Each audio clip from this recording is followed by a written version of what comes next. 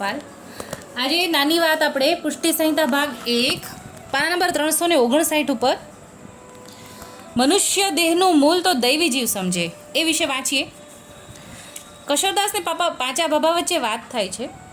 કશોરદાસ બોલે છે, પાંચા બાબા, રસરૂપ આ લીલાસાગરનું વર્ણન કોણ કરી શકે? તેમ ગોપાલદાસે કહ્યું તે તો બરાબર છે. એટલે ઉપર ગોપાલદાસની વાર્તાનું વર્ણન ચાલે છે. એ બાબતે આગળ અનુસંધાન છે કે પ્રભુજીની લોકગોચર લીલાનું રહસ્ય જાણવું અતિ દુર્લભ છે. એ તો તમ જેવા રસિક ભગવતી દ્વારા તેની પ્રાપ્ત થાય.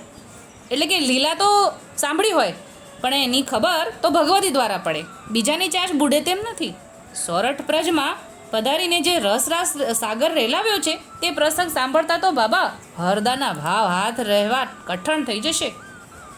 એવો અનુભવ શ્રીજીની રસરૂપ લીલા સાગરનો થશે.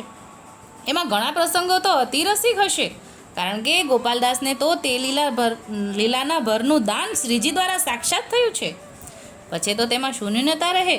અમૃતમાં કાંઈ મિશ્રી પધરાવવાની રહે નહીં. એટલે કે અમૃત તો પોતે જ મીઠું હોય, એમાં કાંઈ મિશ્રી પધરાવવાની જરૂર નથી. હવે જવાબ આપે છે. પાંચા બાબાએ કહ્યું, કશરદાસ, ક્ષીરસાગરના મીનને ક્ષીરસાગરનો અનુભવ હોય, બાકી ખારા જળના સાગરના મીનને ખારા જળનો અનુભવ હોય. એને મીઠા જળના સાગરમાં નાખો તો તે મૃત્યુ પામે. એટલે જીવરૂપી માછલું સંસાર સાગરમાં પડ્યો છે. એમાંથી જીવને ઉગારવા પ્રભુજીનું પ્રાગટ્ય થયું છે. તે જીવ સંસાર સાગરમાં દૈવી સૃષ્ટિનો છે. એટલે કે જીવ સંસાર સાગરમાં છે પણ દૈવી સૃષ્ટિનો છે. તેને તો પ્રભુની લીલાનું શ્રવણપાન કરવાનું ભાગ્ય સાંપડે છે. બાકી સંસારના પ્રવાહી જીવોને તો તે ભાગ્ય ક્યાંથી સાંપડે? મનુષ્ય દેહ તો મળવો દુર્લભ કીધો છે. તેમાં જે જીવ શ્રીજીના શરણે આવીને કૃતાર્થ થાય તેનો અવતાર સફળ થાય. એટલે કે મનુષ્ય દેહ જ મુશ્કેલ મળે છે. અને મનુષ્ય દેહ મળે, હવે એમાં આપણે પ્રવાહીની જેમ વહ્યા જઈએ તો એ ફેરો એમને ખાલી જાય. એટલે એમ સમજાવે છે કે દુર્લભ છે. હવે એમાં ઠાકોરજીના શરણમાં આવીને કૃતાર્થ થાય તો અવતાર સફળ થાય. અને પૂરવના દૈવી જીવને તો આ મનુષ્યના દેહનું મૂળ ઘણું સમજાયું છે. તેને ભગવદ્ લીલા રસનો અનુભવ થાય. બિહારીદાસ તેના ભાવનું વર્ણન પ્રભાતીના પદમાં કરે છે. પ્રભાતી છે, માનવી દેહ તે દુર્લભ દેવતા દયા કરી દીધી મુને દિન જાણે. આ પદ તું વિશાખાના જૂથનો જીવ છો. હરજી, તું પદ બોલ. જેના જૂથનો હોય તો અધિક આનંદ આવે. એટલે કે વિશાખાજીના બિહારીદાસનું પદ છે. બિહારીદાસ એટલે કે વિશાખાજી સખી. હવે બિહારીદાસના સખી છે હરજી.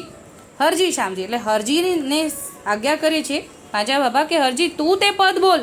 તું વિશાખાજીના જૂથનો જીવ છે ને, જેના જૂથનો હોય એને અધિક આનંદ આવે. એટલે હરજી પ્રભાતી 28માં બોલે છે કે માનવી દેહ તે દુર્લભ દેવતા દયા કરી દીધી મુને દિન જાણે. ધન્ય હરજી પદ બોલ્યા પછી વિનોદરાય બોલે છે, ધન્ય હરજી, તું પણ પ્રસંગને અનુરૂપ પદ ચૂંટી બોલ્યો.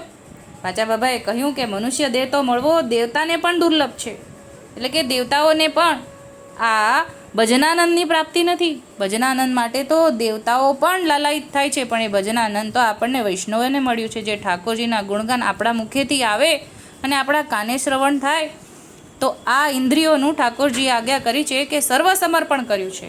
એટલા માટે આ મનુષ્ય દેહનું દુર્લભ છે અને મનુષ્ય દેહનું મૂળ તો દૈવી જીવ સમજે. બાકી તો ગોળ ગોળ ફર્યા કરે ને મનુષ્ય દેહ એળે જાય એવી આજ્ઞા આપી છે. આજે આટલું જ બોલીને મારી નાની વાતને વિરામ આપું છું. પાના નંબર 359 60 પુષ્ટિ સંહિતા ભાગ 1. બોલો શ્રી ગોપાલ લાલ કી જય.